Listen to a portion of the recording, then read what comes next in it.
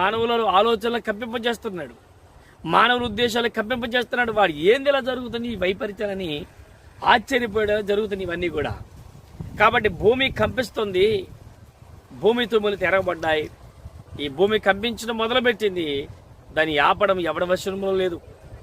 కనుక బిడ్డలారా 19వ వాక్యం చూస్తే భూమి బొత్తుగా బద్దలైపోవచ్చున్నది, భూమి కేవలము తునాతునకలవుచున్నది. భూమి బద్దలవుతున్నది, భూమి కేవలము తునాతునకలైపోతున్నది. రాబోయే ఆల్రెడీ భూమి ఒకనాడు ముక్కలు ముక్కలుగా ఉండేది, ఇప్పుడు కొన్ని ఖండాలుగా రూపాంతరం చెందింది. రాబోయే రోజుల్లో భూమి మళ్ళీ ఖండాలుగా విడిపోతుందట. శాస్త్రవేత్తలు ఈ విషయం చెప్తున్నారు.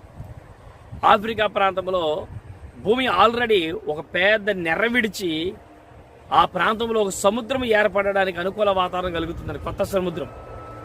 కొత్తగా సముద్రం అంటూ